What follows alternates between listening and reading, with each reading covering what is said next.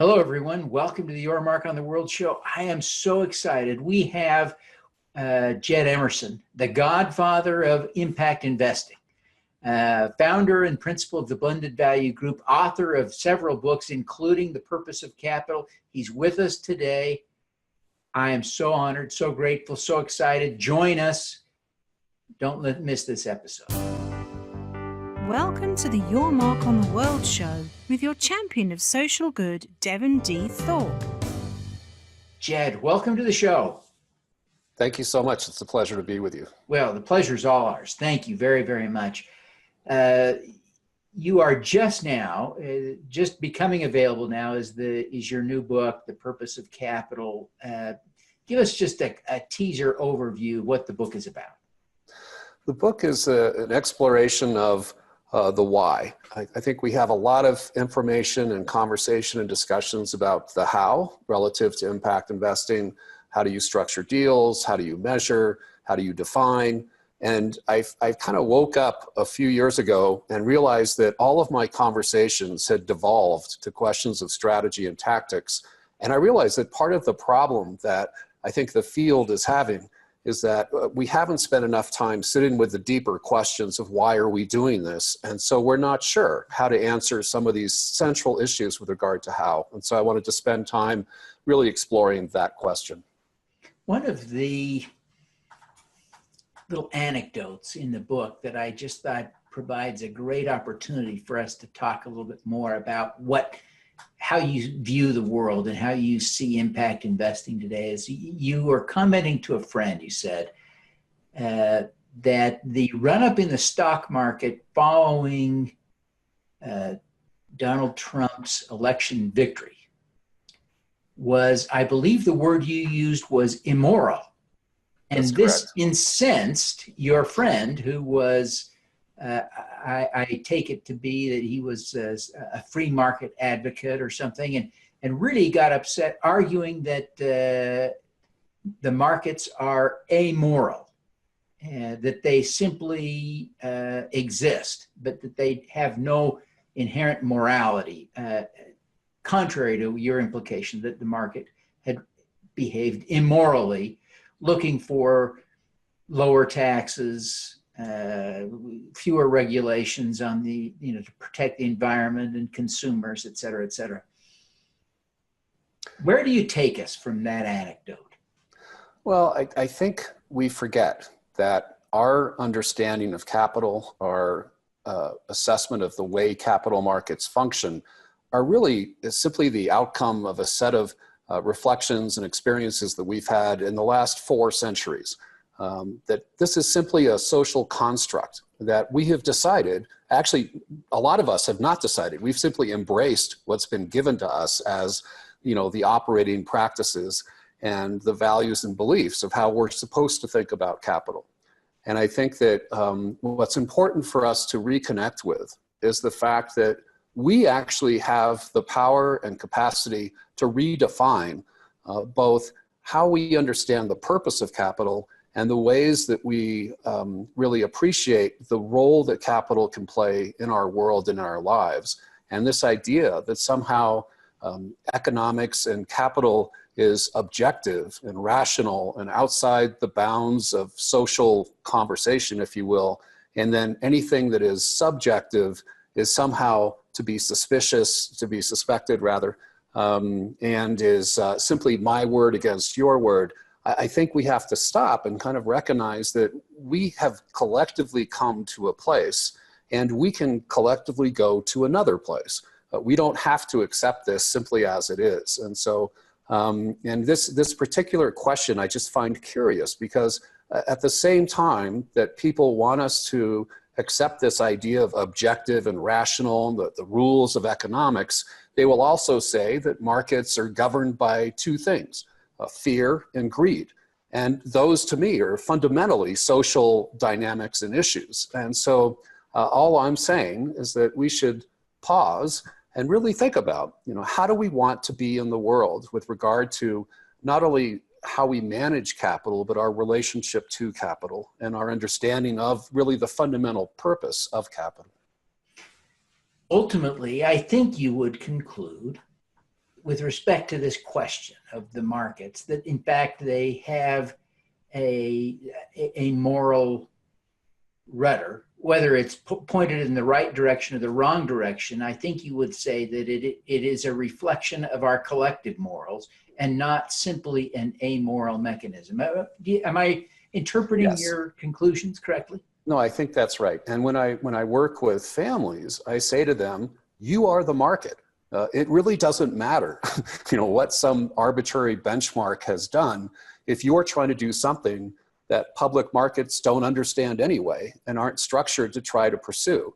And so forget about the benchmarks. Think about, what are you really trying to do in the world? How do you want the legacy of your having lived to stand? And then how do you take not only your investment capital, but all of your resources in order to really be present in the way that you would like to be in the world? And that's really how we go kind of deeper and at the same time higher to transcend this kind of bifurcated space that we've created for ourselves that asks us to either think about doing good or doing well, to work for a nonprofit or a for-profit, to make a grant or an investment. Really, at the end of the day, we're simply talking about capital, we're talking about organizations, we're talking about leadership, we're talking about how we want to be present in the world. And each of us need to spend, I think, a lot more time simply sitting with some of these questions. The other thing I'd say is that we seem to think that we're the first ones who've ever kind of grappled with some of these issues. And the historian Arnold Toynbee talks about the fact that every generation thinks that they are the pinnacle of evolution and development. And in some sense, they are.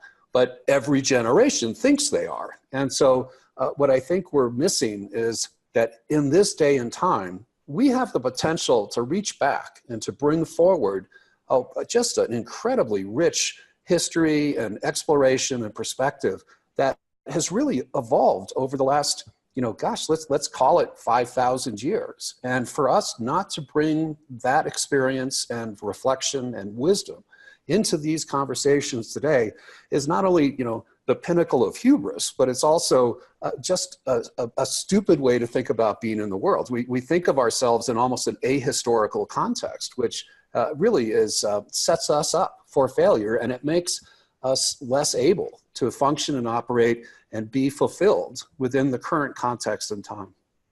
As you think about the purpose of capital in the context of some practical questions, let me ask you to weigh in on something. I hear passionate, educated, dedicated impact investors make arguments on opposite sides of this question. And one is that, can or should impact investments be expected to yield market returns? And some will say, yes, they must, lest we fail to attract enough capital to do any good to the sector.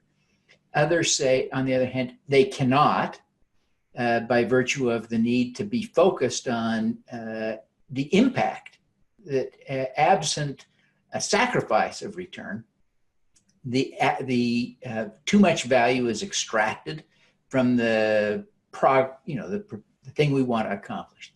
How do you weigh in? How does this book help us to wrestle with that question? I think what the book tries to do is help us recognize that part of what's wrong with our conversations today within the field of impact investing is that we have created a situation where everybody is pitching. Everybody has a killer app, a new fund, a better strategy, a better definition, and we end up in these postures relative to each other where we're arguing about things that are here instead of looking up and trying to coherently move forward as a community of practice, if you will, in order to capture the larger components of value that we have the opportunity before us to realize. And so a lot of what I do in the book actually is I present no solutions or answers to any of these questions. And in fact, I really say that this is part of the problem. And I think there's a Taoist saying, open mouth, first mistake. And I really like that saying. And it's interesting because for somebody like me, this is a very hard thing, right? It's very hard to say we need to enter into open conversation and dialogue from a place of humility and from a place that says, actually, you don't know and I don't know.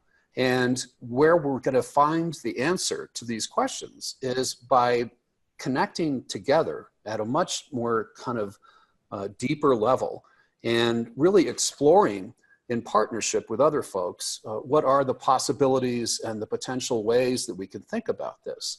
And my response to the question that you presented is that question is fundamentally grounded in the idea of a bifurcated value proposition, that in fact you have to do either one or the other.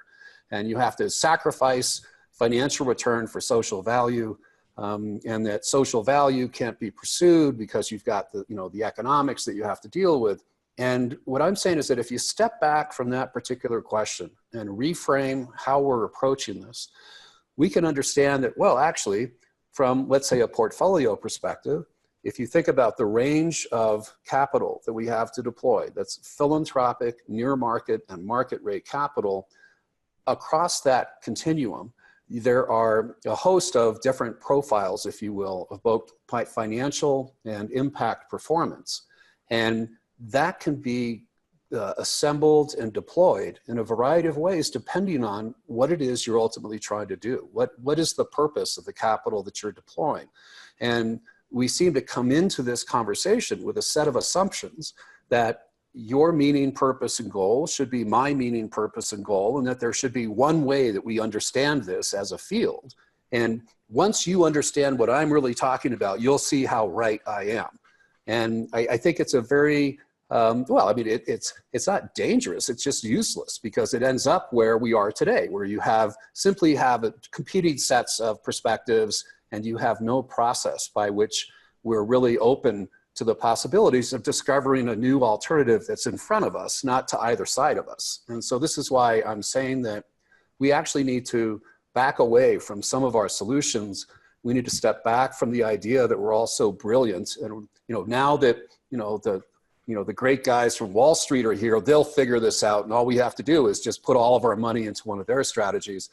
I think there's a whole set of different opportunities we have, not only to be more effective relative to impact investing, but to be more fulfilled and almost transformed by the process of impact investing. And we're missing out on that whole opportunity given the way that we've approached this so far. Recently, another book that you didn't write has been getting a lot of attention in our circle, right? A lot of people are talking about winners take all. And I imagine you're familiar with the book. I hate to presume and put you on the spot, but it seems to me that your book is another voice in that same conversation, and that people who are interested in winners take all ought to be interested in the purpose of capital. How do you see these two books relating, if you can comment on that? Sure. No, I think they are very closely related. I think the difference is that what Winners Take All presents is a critique. And it says, here's what's wrong with this conversation. And then he moves to, his solution, which is, a greater role for the public sector, for, democratizing the process of deciding where capital goes. And so I think that's fine. And I think a lot of us have had that critique of, what's wrong with this conversation, the hypocrisy of impact, if you will, the gatherings of the good and the great, where we all get together and aren't we wonderful kind of thing. And we've all been there, I guess, is part of what I found almost, I don't know. I mean, I could obviously see myself in the book, but I could also see that he is also complicit in this. And so we're all kind of like guilty, if you will. Right. But one of my colleagues said what they liked about the idea of thinking of these as two kind of simultaneous offerings is that critique, if we're going to get anywhere different, we need to go deeper. We each have to reflect on a much more profound basis on meaning and purpose and value, and most importantly, how we are all connected as a part of this. And in the book, I talk a lot about the interplay between self and other with a capital O. And I think that when we shift this understanding of place and perspective, when we shift our understanding of self and realize that we will not be liberated, if you will, unless the others that we profess concern about are liberated, and that the only way that we enter into that is through a place of exploring what I call mutual impact, and that's really the possibility and prospect. And so I think that we can sit with the critique and we can understand a variety of different options or potential solutions, but ultimately we're not going to move out of this oppositional posture unless we all go, as I was saying before, kind of deeper and higher in our understanding of what it is that we're confronted with and the possibilities that we have that can achieve not only what we want, but what we need in order to be more fulfilled in our process, as much as we ask others to be more fulfilled in their lives and the impact that we seek to create with them. Yet you are the exact opposite of a newbie in impact investing. The most experienced sage voice. You are the only person who, perhaps with the credibility to write Purpose of Capital and have people read it and appreciate it. As you reflect on your career, what are you most proud of having accomplished? Oof. Well, first off, thank you very much for saying all that. I appreciate that. And I think that I'm fully aware that I am simply a part of a much larger community of practice that we all have advanced over, in my case, probably 30, 35 years. And I think that, well, here's a couple things. I have thought, this is going to sound a little morbid, but my father passed away a few weeks ago. And that stops you. It gives you pause. And in my case, I've thought of this in a couple of ways. One is that all of a sudden, like I really am the elder, if you will. Both my parents are dead, and here we are. And so it gives you a different place of understanding where you fit. It also then is a catalyst for looking back on your life and saying, okay, I'm 59.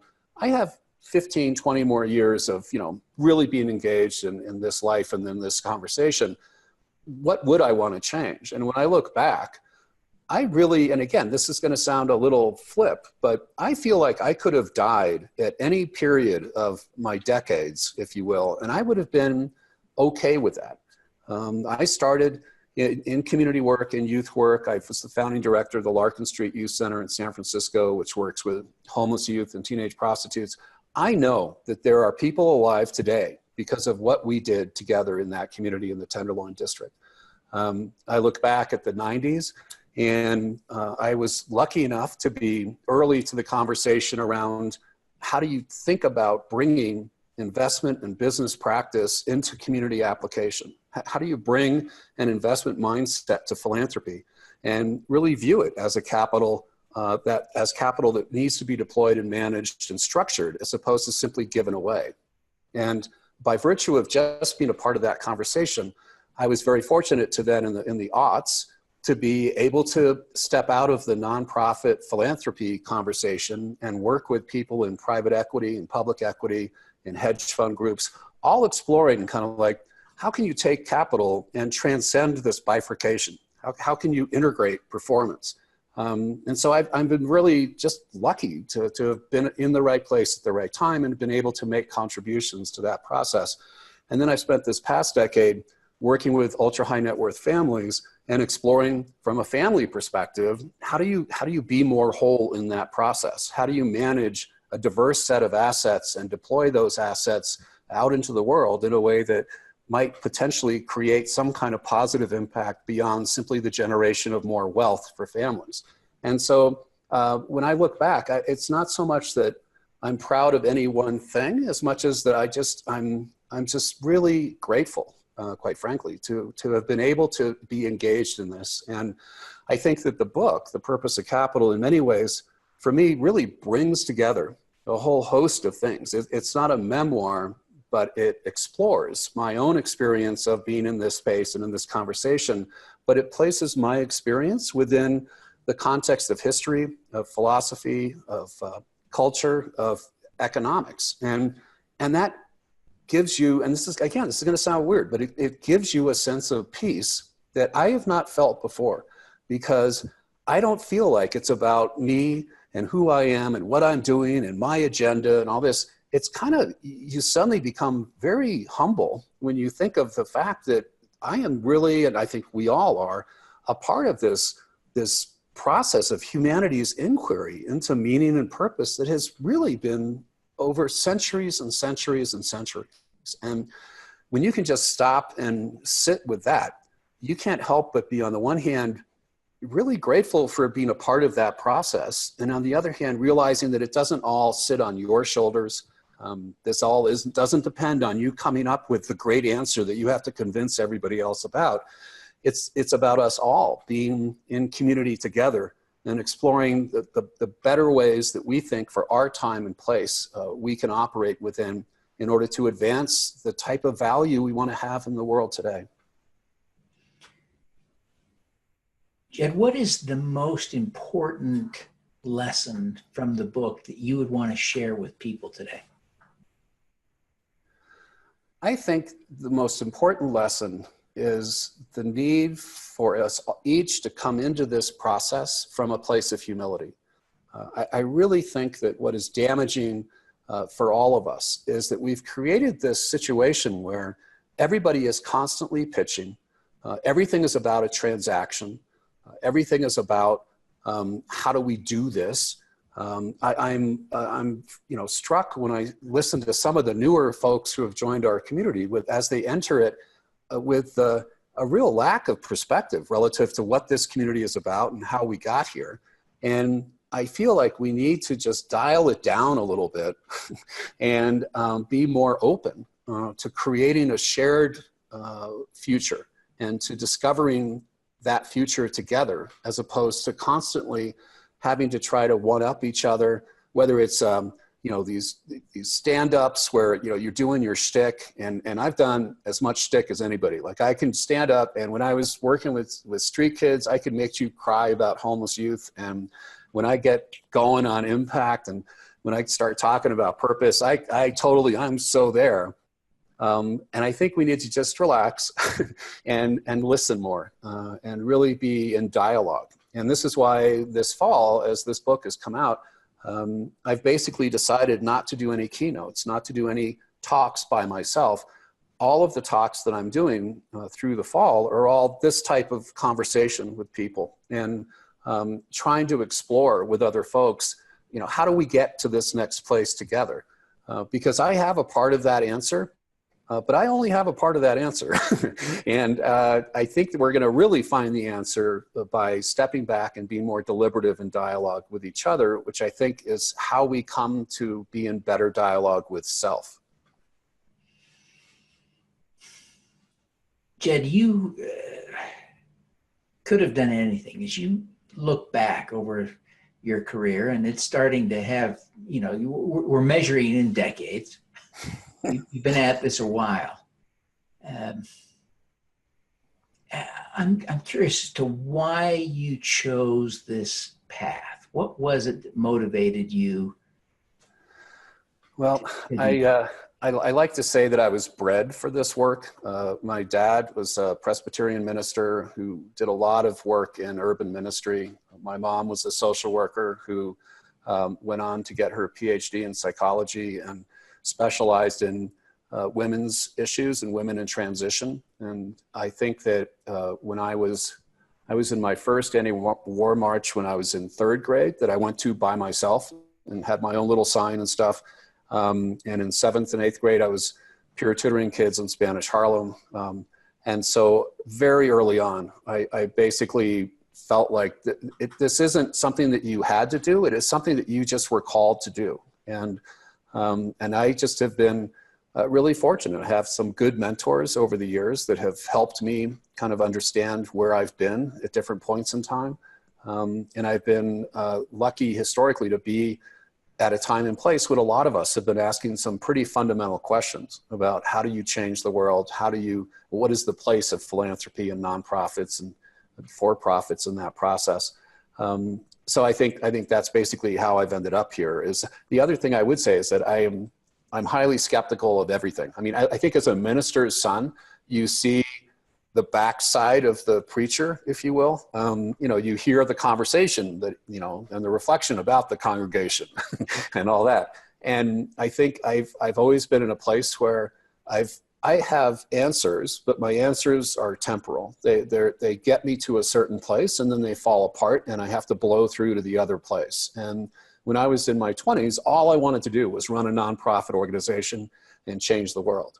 And at the end of my 20s, I kind of woke up and I realized, wow, like it's kind of a hypocritical space in some ways, because there was no connection between how money moved and my performance working with kids. It was all based on politics, perception, and persuasion. And if I was successful in that, then I got funded.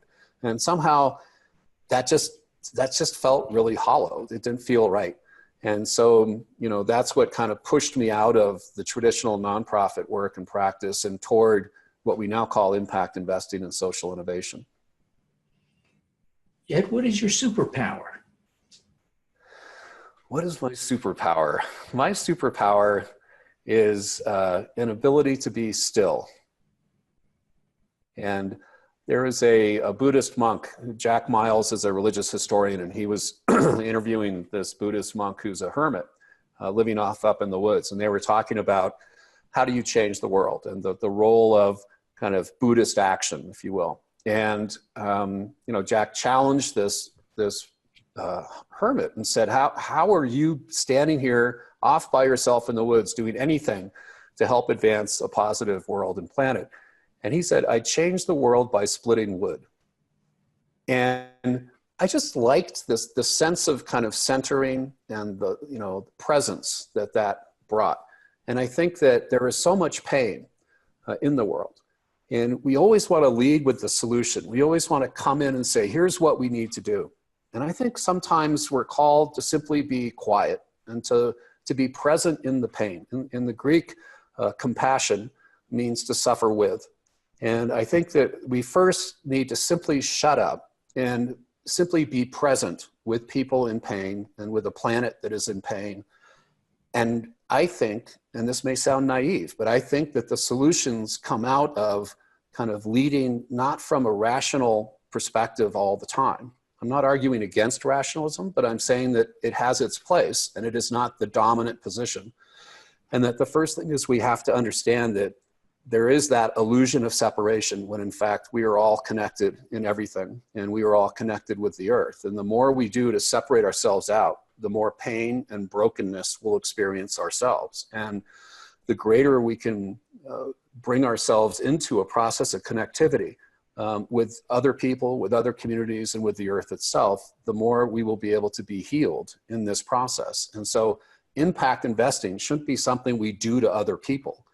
Impact investing should be something we engage in with ourselves and the other. And in the process, we find the solution, we find the answers, and those answers will work for a period of time. And then we'll move on to new questions and new answers and new issues. And so I think it's this openness to evolution and this, what's been called the ability to live in a place of paradoxical curiosity, where on the one hand, you have answers, but you also understand you don't know anything. And so you're always kind of open to reflection and really going to new places, because where we are now is not where we're going to end up. Jed, that's a powerful insight. I'm so grateful that you would take the time to be with us today. I appreciate your insights. I congratulate you on the new book. Recognizing that you've got to go, you're busy. Could I ask you just to take 1 minute before you leave to tell us how people can get the book and how they can connect with you personally? Sure, no, that would be great. I appreciate that. What I've done with the book is I'm giving away the ebook format. And so if you go to www.purposeofcapital.org, you can download it in all the different kind of digital formats that you need. I've also waived the royalties and am self-publishing the book. So I don't have a publisher that I have to satisfy. And so we've been able to price the book really, in essence, at cost. And so what you're paying is basically, that that cost. And any profit that does get made from it is going to go back into the Purpose of Capital project to try to fund more research and writing and convenings and things like that. So if we happen to make money, which I don't think we will, we'll put it toward the cause, if you will. So people should go to the website, and then you can also get it on Amazon. You can get the hardback and the paperback versions as well. So thanks so much for that. All righty. Fantastic, Jed. Thank you so much for being with us. And we wish you every success with your new book. Thanks so much, Devin, and thank you for what you bring to this whole conversation and your perspective and expertise in helping us kind of understand what's happening here. So I really appreciate the work you do as well. Oh, thank you. Thank you. Now, let's do some good. Thank you for listening. Devin Thorpe's mission is to end extreme poverty, improve global health, and mitigate climate change before 2045 by finding and sharing the stories of those who are doing the most good. You can join with other listeners to accelerate Devin's mission by visiting helpdevin.org right now.